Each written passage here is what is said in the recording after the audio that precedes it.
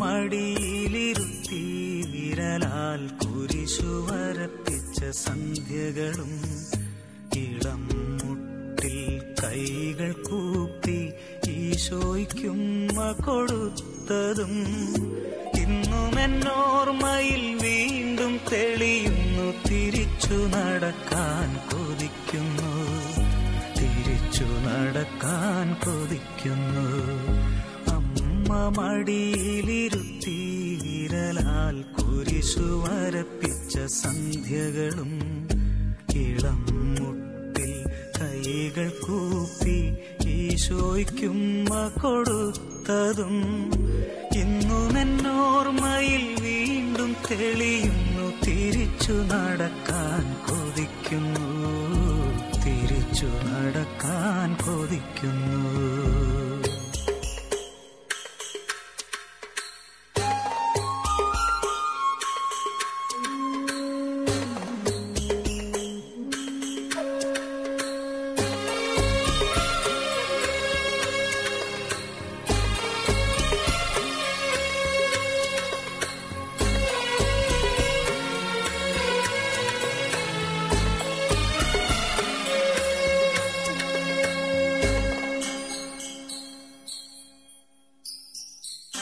തൂവെള്ള വസ്ത്രവും മുടിയും ചാർത്തി പുലരിതൻ പൂക്കളും കൈകളിലേന്തി. തൂവെള്ള വസ്ത്രവും മുടിയും ചാർത്തി പുലരിതൻ പൂക്കളും കൈകളിലേന്തി അൾത്താര മുന്നിൽ കൈകുപ്പി നിന്ന് ആദ്യ കുർബാന തന്നോർമ്മകളും പച്ചകടാതെ മനസ്സിൽ നിറയുമ്പോൾ തിരിച്ചു നടക്കാൻ കൊതിക്കുന്നു, തിരിച്ചു നടക്കാൻ കൊതിക്കുന്നു.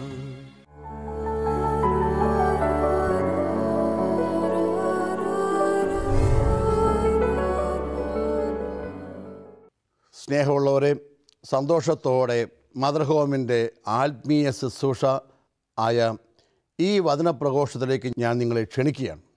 ഈ വചനം കേൾക്കുകയും കാണുകയും ഞങ്ങളോടൊപ്പം പ്രാർത്ഥിക്കുകയും ചെയ്യുന്ന എല്ലാവരെയും ദൈവം അനുഗ്രഹിക്കട്ടെ എന്ന് ഞാൻ ആഗ്രഹിക്കുന്നു.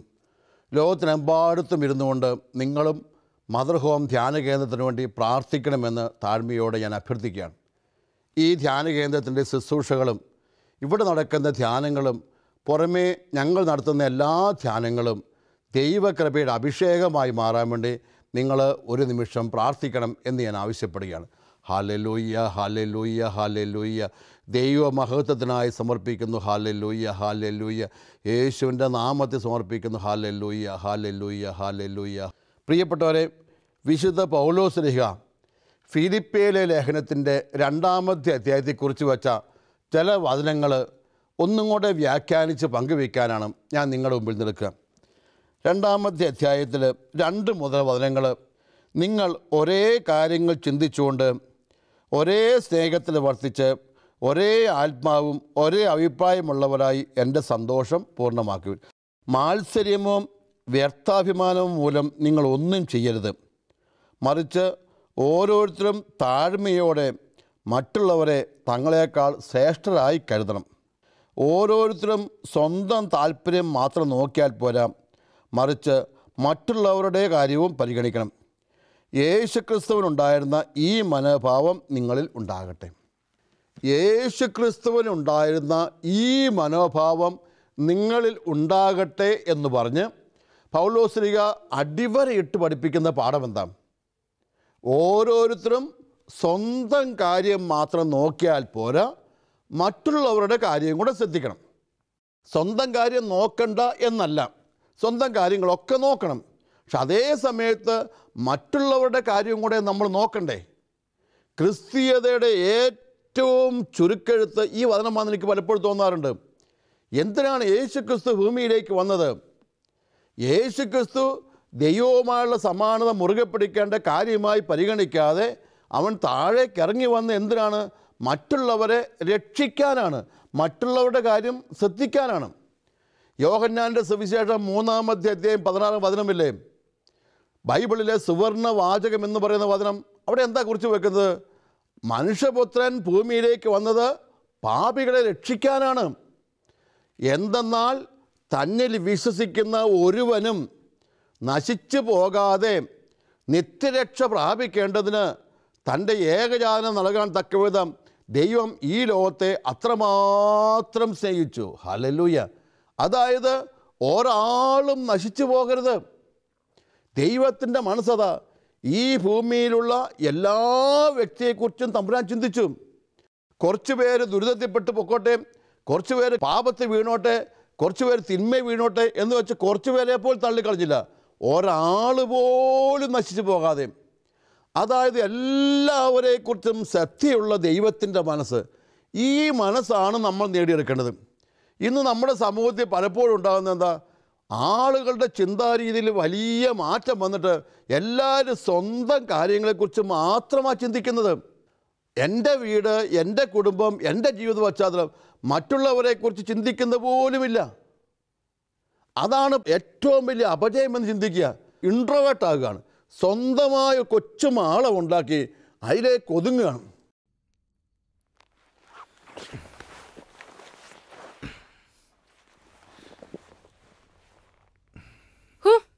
ഇപ്പൊ നിങ്ങൾക്ക് എന്നെ വേണല്ലേ?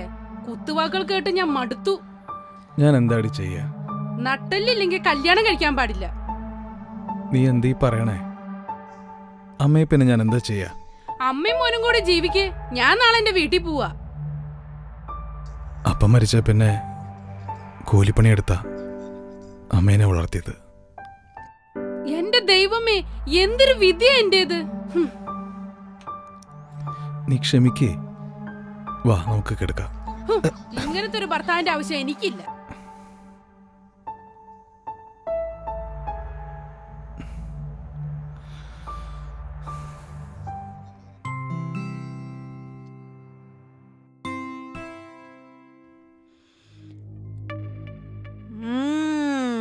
അങ്ങനെ അവളെ ഞാൻ സുഖമായി ജീവിക്കാൻ സമ്മതിക്കില്ല. എന്റെ കുഞ്ഞിനെ എന്നിൽ നിന്ന് അകറ്റിയിട്ട്.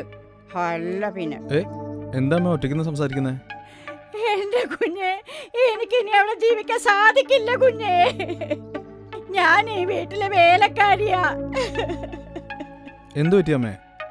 രാവിലെ മുതൽ ഒരു ഗ്ലാസ് കട്ടൻ കാപ്പി ചോദിക്കുന്നതാ. എനിക്കൊരു വിലയില്ല ഇവിടെ. എന്നെ കുറിച്ച് ഒരു ചിന്തയില്ല നിനക്ക്. ഞാൻ കൂലിപ്പണി എടുത്താ നിന്നെ വളർത്തിയത്. നിന്റെ അപ്പൻ ഇതൊന്നും പൊറുക്കത്തില്ലടാ. എന്താ ചായ? നീ എന്തിനാ അമ്മയ്ക്ക് ഒരു ഗ്ലാസ് കാപ്പി പോലും കൊടുക്കാത്തെ? രാവിലെ എഴുന്നേറ്റിട്ട് മൂന്നാമത്തെ കട്ടൻ കാപ്പി കുടിച്ചു. പിന്നെയാ. എന്റെ മോനെ, ഇവള് കള്ളം പറയുക. എന്നെ പട്ടിണി കിട്ടി ഇവളെന്നെ കൊല്ലും. ലീന, അമ്മയുടെ കാര്യം നോക്കാൻ കൂടിയാ നിന്നെ ഞാൻ കെട്ടിയത്. അതെ ഇച്ചായ, ആവശ്യമില്ലാതെ എന്നെ തെറ്റിദ്ധരിക്കണ്ട. പിന്നെ ഈ തള്ളയുടെ വാക്ക് കേൾക്കാൻ ഇച്ചായന് ഇഷ്ടമെങ്കിൽ അങ്ങനെ ആയിക്കോ. മോനെ, എന്നെ വിളിച്ചത് കേട്ടോടാ നീ? നീ എന്താടി വിളിച്ച തള്ളേന്നോ? എനിക്കിപ്പോ അത്രേ സൗകര്യമുള്ളൂ.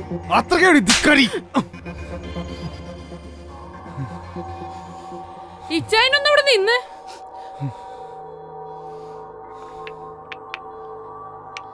ഇത് കണ്ടോ?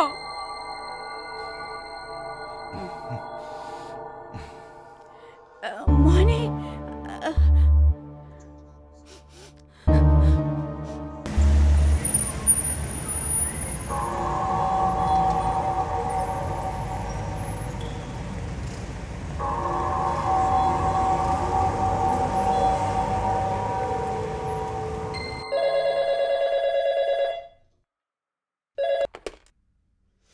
ഹലോ. ഹലോ, ആൻഡ്രോയുടെ വീടല്ലേ? അതെ, എന്താ? ആൻഡ്രോ ഇവിടെ സെന്റ് ജോസഫ് ഹോസ്പിറ്റലിൽ അഡ്മിറ്റ് ചെയ്തിട്ടുണ്ട്. ഒന്ന് വേഗം വരണം. എന്ത് പറ്റി? Hello hello. എന്റെ ദൈവമേ, എന്നതാടി രാവിലെ തിരുവാതിര കളിക്കുന്നേ? ആൻഡ്രോ ചായ ഹോസ്പിറ്റലില.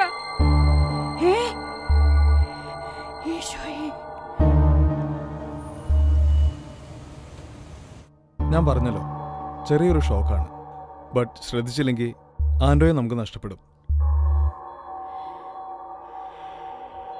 ഒന്നും താങ്ങാൻ കെൽപ്പുള്ള ഒരു മനസ്സല്ല അവൻ്റേത്. അതിന് ഡോക്ടർ? ഞാനെങ്ങനെ അറിഞ്ഞതാണോ? ആൻഡ്രോ ഇവിടെ എത്തിച്ച അവന്റെ ഫ്രണ്ട് എല്ലാം എന്നോട് തുറന്നു പറഞ്ഞു. ഇവള് കാരണ എന്റെ കുഞ്ഞ്. അമ്മയും ഭാര്യയും അവന് വേണം. ഒരു വശത്ത് അമ്മയോടുള്ള സ്നേഹം, മറുവശത്ത് ഭാര്യയോടുള്ള കരുതൽ. നിങ്ങൾ വഴക്ക് പിടിക്കുമ്പോൾ ഇതിനിടയിൽ കിടന്ന് വീർപ്പ് മുട്ടുകയായിരുന്നു ആ പാവം. ഒരു കാര്യം ഞാൻ തുറന്നു പറയാം. പഴയ രീതിയിൽ നിങ്ങൾ തുടർന്നാൽ മാനസിക നില തെറ്റിയ ഒരു ആൻഡ്രോയായിരിക്കും നിങ്ങൾക്ക് കാണാൻ കഴിയും. ഡോക്ടർ, നിങ്ങൾ സ്നേഹിക്കുക. എങ്കിൽ അമ്മയ്ക്ക് മകനായും ഭാര്യയ്ക്ക് ഭർത്താവായും അവൻ എന്നും ഉണ്ടാകും. ഡോക്ടറെ, അവനെ ഞങ്ങൾക്ക് കൊണ്ടുപോകാൻ പറ്റുമോ? അതിനെന്താ, അവന് വേണ്ട യഥാർത്ഥ ട്രീറ്റ്മെന്റ് നിങ്ങൾ തന്നെയാണ്.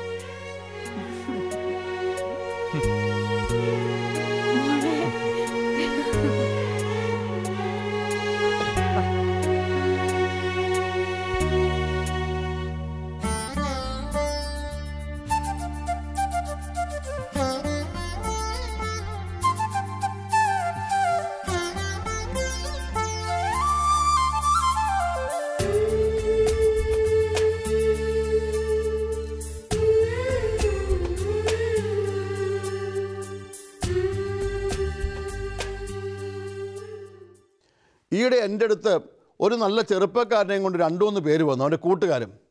ഈ കൂട്ടുകാരനോട് സംസാരിക്കുക, എൻ്റെ അച്ഛ ഞങ്ങളുടെ ഇടവകയിലെ ഏറ്റവും നല്ല ചെറുപ്പക്കാരനായിരുന്നു ഇവനും. ഇവൻ വേദപാഠം പഠിപ്പിക്കും, ഇവൻ KCYമിലുണ്ടായിരുന്നു, നല്ല പയ്യൻ, ഒരു ദുസ്വഭാവവും ഇല്ല. 26 വയസ്സായപ്പോൾ ഇവനൊരു കല്യാണാലോചന വന്നു, കല്യാണം കഴിച്ചു. ആ കാലഘട്ടം വരെ ഇടവകയിൽ ഏറ്റവും നല്ല ചെറുക്കൻ ഏതാണെന്ന് ചോദിച്ചാൽ അതിവനായിരുന്നു. ഇവൻ മദ്യപിക്കില്ല, ഇവൻ പുകവലിക്കില്ല, ഇവൻ യാതൊരു വിധ ചീത്ത കൂട്ടുകെട്ടില്ല. അതുകൊണ്ട് ഇടവകയിലെ വിചാരിച്ച വേദപാഠം പഠിപ്പിക്കാൻ ഏൽപ്പിച്ചും അവന് KCYൻ്റെ ഭാരവാഹിയായിരുന്നു. എനിക്ക് സന്തോഷം തോന്നി. പക്ഷേ ഇവനെ കണ്ടപ്പോൾ ഇവനിപ്പോൾ ആകെ തളർന്നിരിക്കുന്ന പോലെ, ഇവൻ്റെ കണ്ണിനൊക്കെ ഒരു ചുവന്ന നിറവൊക്കെ. ഞാൻ ഇപ്പോഴും ഇവനെന്ത് പറ്റി, ഇവനെ കണ്ട ഒരു കുടിയൻ്റെ ലക്ഷണം ഉണ്ടല്ലോ എന്ന് ഞാൻ പറഞ്ഞു. അന്നേരം കൂട്ടുകാർ പറഞ്ഞു, അച്ഛാ ഇപ്പോഴതാ അച്ഛ പ്രശ്നം, കല്യാണം കഴിച്ചിട്ട് 3 വർഷമായി, ഇവൻ ഭയങ്കര കുടിയാച്ച. അവനിപ്പം കുടിക്കുന്നു, അവൻ പള്ളിയിൽ പോകുന്നില്ല, അവനെല്ലാവരും വഴക്കുണ്ടാക്കുന്നു, ഇവൻ ഞങ്ങളുടെ കൂടുതലും കൂടുന്നില്ല, ഇവന് ഒറ്റയ്ക്കാണ്. ഇവൻ ചിലപ്പോഴൊക്കെ സംസാരിക്കുമ്പോൾ ചത്താലോ എന്നൊക്കെ ചോദിക്കും. ഇത് കേട്ടുകൊണ്ട് ഞങ്ങൾ അവനെ കൂട്ടിക്കൊണ്ട് വന്നാണ്. ഞാനിങ്ങനെ ചിന്തിച്ചു, ജീവിതത്തിന് 2 ഘട്ടം. വിവാഹത്തിന് മുമ്പ് ഏറ്റവും ആക്റ്റീവായി സമൂഹത്തിന് നന്മയ്ക്ക് നിന്ന പയ്യൻ, യാതൊരു ദുസ്വഭാവം ഇല്ലാത്ത പയ്യൻ. ഇപ്പോൾ ഇവനാണ് കുടിയൻ, ഇവൻ അസ്വസ്ഥനാണ്, ഇവൻ ആത്മഹത്യ ചിന്തിക്കുന്നു, ആരോടും മിണ്ടാൻ താല്പര്യമില്ല, മുറി കയറുന്ന വെള്ളം അടിച്ചും വലിച്ചും കുത്തിയിരിക്കുക. ഇതാ പ്രശ്നം.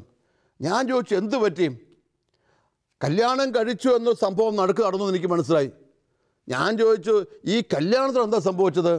സാധാരണ നിലയിൽ നമ്മുടെ നാട്ടിലൊക്കെ പറയുന്നൊരു ഉദാഹരണമുണ്ട്, ഏത് ഉഴപ്പൻ ചെറുക്കനും പെണ്ണ് കെട്ടിക്കഴിഞ്ഞാൽ നന്നാവുമെന്ന്.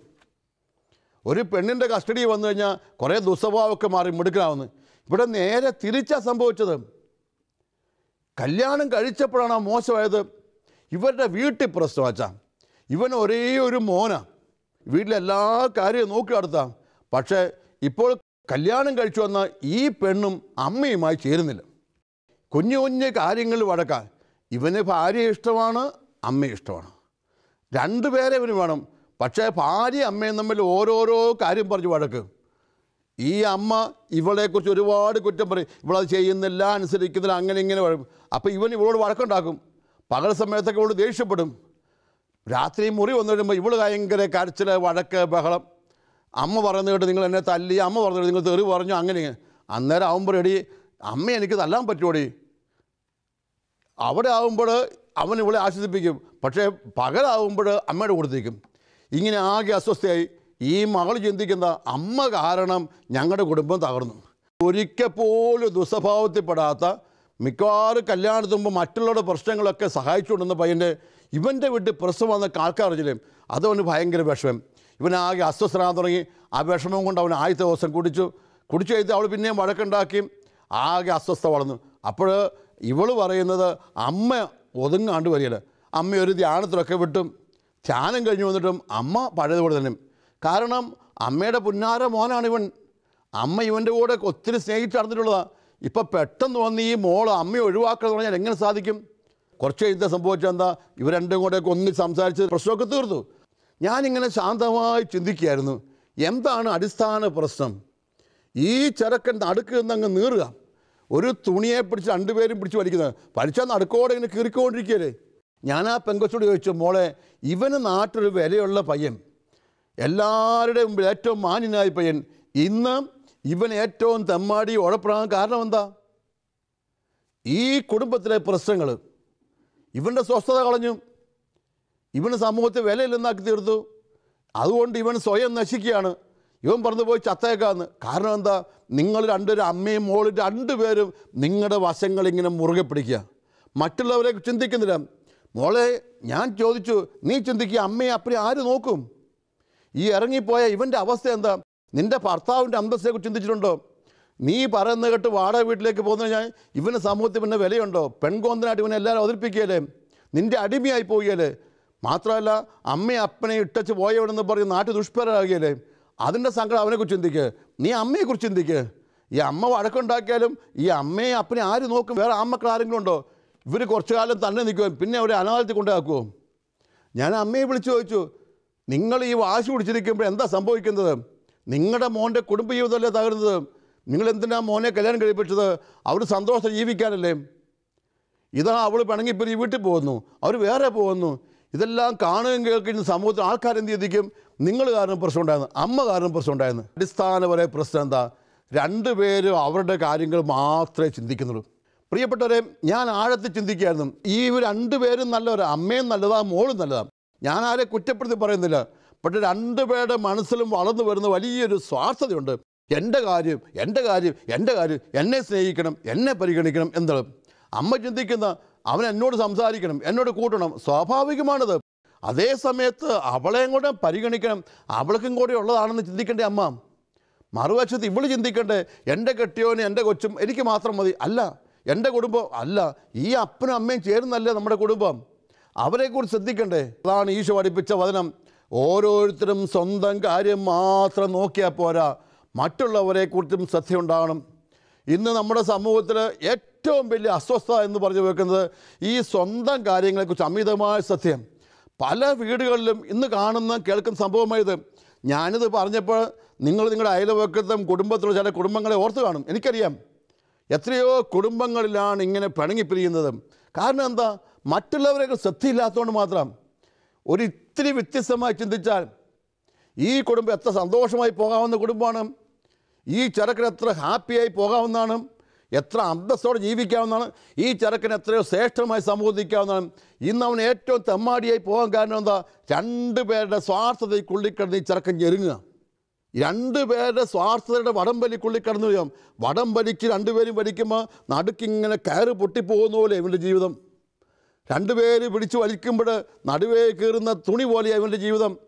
വ്യക്തിപരമായ ജീവിതത്തിൽ മറ്റുള്ളവരെക്കുറിച്ചൊക്കെ നിങ്ങൾ ശ്രദ്ധിക്കണ്ടേ. അവർക്കുമില്ലേ ദുഃഖം, അവർക്കുമില്ലേ മോഹം, അവർക്കുമില്ലേ ആശകൾ, അവർക്കില്ലേ സ്വപ്നങ്ങൾ. ഇങ്ങനെ ചിന്തിച്ചു തുടങ്ങുന്നിടത്ത് നമ്മൾ വളരാൻ തുടങ്ങുള്ളൂ. ഇന്ന് പലപ്പോഴും ഈ ചിന്ത കുറഞ്ഞു പോവുക. എല്ലാവരും അവരുടെ മുറിയിലേക്ക്. ഇന്ന് എല്ലാ വീടുകളിലും പിള്ളേർക്ക് എല്ലാവർക്കും ഓരോ മുറിയാണ്. അറ്റാച്ച്ഡ് ബാത്റൂമുള്ള മുറി. അവനവൻ്റെ ഗുഹയിലേക്ക് ഒതുങ്ങുക. ഒരു മൊബൈലും ഒരു ലാപ്ടോപ്പും കൊണ്ടെങ്കിൽ സ്വസ്ഥമായി. ഒരു മുറിയിൽ രണ്ടുപേർ കിടക്കത്തില്ലേ? ഒരു ബാത്റൂമിൽ രണ്ടുപേരെങ്കിലും ഉപയോഗിക്കത്തില്ലേ? എല്ലാവർക്കും അറ്റാച്ച്ഡ് ബാത്റൂം വേണമെന്നൊക്കെ എന്താ ചിന്തിച്ചു തുടങ്ങിയത്? പ്രിയപ്പെട്ടവരെ, അത് വേണ്ടവർക്ക് വേണം, ഇല്ലെന്ന് ഞാൻ പറഞ്ഞു വെക്കുന്നില്ല. ഞാനൊക്കെ ഓർക്കും ഗ്രാമങ്ങളിലെ കുടുംബ ബന്ധങ്ങളിലൊക്കെ ഇന്നും സുദൃഢമായ പരസ്പര സാഹചര്യമുള്ള കാരണം എന്താ? എല്ലാവരും മറ്റവരെ മനസ്സാക്കാൻ തുടങ്ങി. ഇതിപ്പോൾ സ്വന്തം മുറിയിലാകുമ്പോൾ ആരും ആരെ മാനിക്കേണ്ടതുണ്ടോ? ആരും ആരെ നോക്കേണ്ടതുണ്ടോ? എല്ലാവർക്കും അവിടേതായ ലോകമല്ലേ. ഭക്ഷണം കഴിക്കുമ്പോഴൊക്കെ ഒന്നിച്ചിരുന്ന് അവർക്കും കൂടി ഉണ്ടോ എന്ന് ചിന്തിക്കാനാണ് അമ്മ പഠിപ്പിച്ചത്. കഞ്ഞി വിളമ്പുമ്പോൾ എല്ലാവർക്കും കിട്ടിയോ എന്ന് നോക്കാനാണ് പഠിപ്പിച്ചത്. അല്ലാതെ എനിക്ക് വാരുന്ന വെച്ച് കിട്ടിയൊന്നുമില്ല, എല്ലാവർക്കും ഉണ്ടോ, അനിയനും കൂടി ഉണ്ടോ എന്ന്. അത് അമ്മയുടെ സംസാരത്തിൽ ഞാൻ ചെറുപ്പത്തിൽ കേട്ടിട്ടുണ്ട്. വെക്കുമ്പോൾ ഇളയ കൊച്ചിനും കൂടെ എടുത്ത് വെക്കണം, അവനും കൂടെ എടുത്ത് വെക്കണം, അവനും കൂടെ എടുത്ത് വെക്കണം, സ്കൂളിൽ പോകുന്ന കൊച്ചിനും എടുത്ത് വെക്കണം, കടയിൽ പോയതിനും എടുത്ത് വെക്കണം. അതായത് മറ്റുള്ളവരെക്കുറിച്ചും കൂടെ നീ ശ്രദ്ധിക്കണം എന്നുള്ളൊരു അവബോധത്തിൻ്റെ വളർച്ച കുടുംബ ബന്ധങ്ങൾ കുറഞ്ഞു പോവുക. പ്രിയപ്പെട്ടവരെ, നിങ്ങളൊക്കെ ഓരോരുത്തരും ചിന്തിക്കണം. നമ്മൾ നമ്മളിലേക്ക് ഒതുങ്ങരുത്. കൂടെ നിൽക്കുന്ന എല്ലാവർക്കും അവരുടേതായ സ്വപ്നങ്ങളുണ്ട്.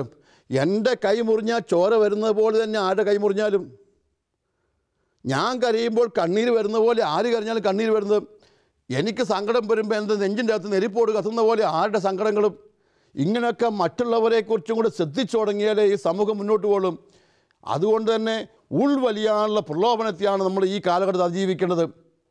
നമ്മുടെ സൗകര്യങ്ങൾ ഏറിയപ്പോൾ, വീടിന് വലിപ്പം കൂടിയപ്പോൾ എല്ലാവരും ഇങ്ങനെ അന്തർമുഖമായി പോയിക്കൊണ്ടിരിക്കുക. ഇവിടെ ബസ് യാത്ര ചെയ്തപ്പോൾ ആരെയോ മേത്ത് മുട്ടിയപ്പോൾ ഭയങ്കര ബഹളം, എന്നെ മുട്ടിന്ന്. അപ്പോൾ അടുത്ത നാൾ ചോദിച്ച കമ്പനി എനിക്ക് ഭയങ്കര ഇഷ്ടപ്പെട്ടു, മുട്ടാണ്ടൊക്കെ പോകണേ സ്വന്തം വണ്ടിയെ പോകണമെന്ന്, ബസ്സിലൊക്കെ പോയാൽ മുട്ടുമെന്ന്. ഇത്രമാത്രം മനുഷ്യനെ വെറുത്തും ഒറ്റപ്പെട്ട് എങ്ങനെ മനുഷ്യർക്ക് ജീവിക്കാൻ പറ്റും?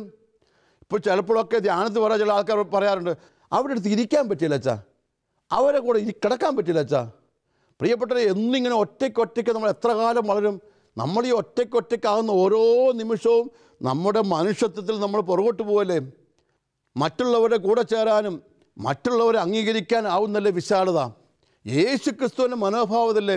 ഞാൻ സുവിശേഷം വായിക്കുമ്പോൾ വളരെ രസകരമായി ഞാൻ ചിന്തിക്കും, ഏറ്റവും ചെറിയ വയലിലെ ലില്ലിപ്പൂവിനെ കർത്താവ് കണ്ടു. അതുകൊണ്ടാണ് പറഞ്ഞു വെച്ചാൽ ലില്ലിപ്പൂവിൻ്റെ ഉദാഹരണം പറയുവെച്ച്, ആകാശത്ത് പറക്കുന്ന ഏറ്റവും ചെറിയ പക്ഷി കുരുവിയെക്കുറിച്ച് കർത്താവ് പറഞ്ഞു, 2 നാണയത്തിന് 5 കുരുവികൾ വിളിക്കപ്പെടുന്നില്ലെന്ന്.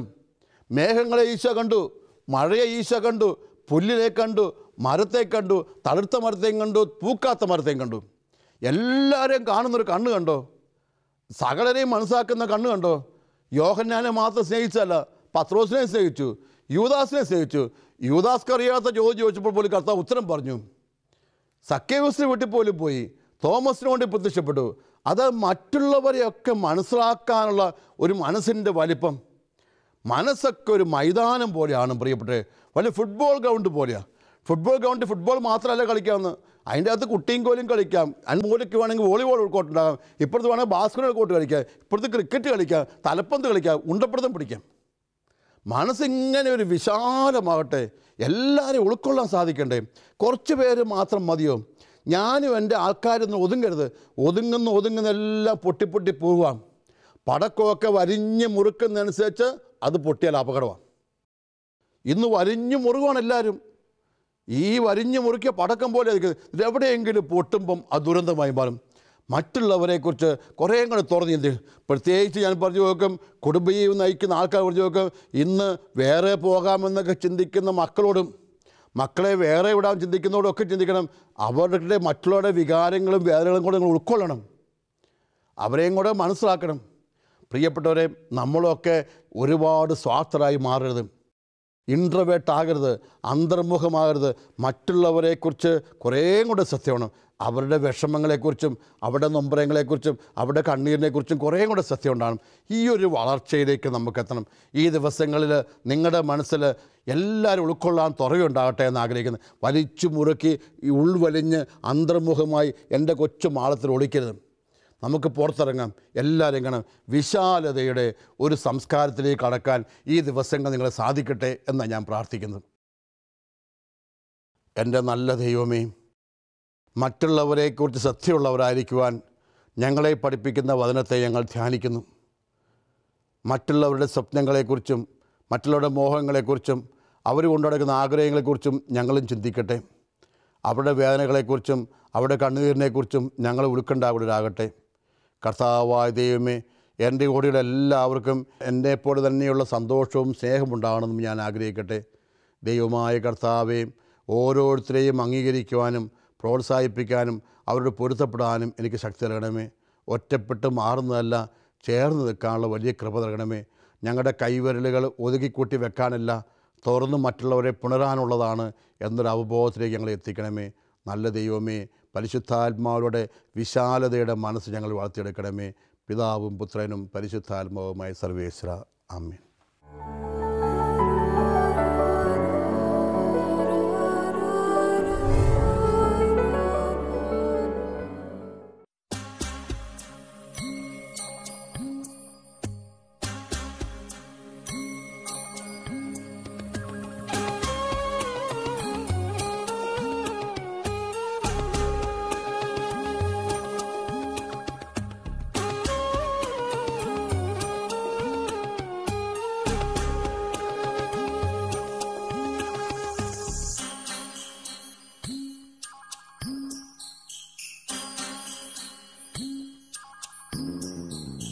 അമ്മ മടിയിലിരുത്തി വിരലാൽ കുരിശുവര സന്ധ്യകളും ഇളം മുട്ടിൽ കൈകൾ കൂപ്പി ഈശോയ്ക്കുമ്മ കൊടുത്തതും ഇന്നും എന്നോർമ്മയിൽ വീണ്ടും തെളിയുന്നു. തിരിച്ചു നടക്കാൻ കൊതിക്കുന്നു.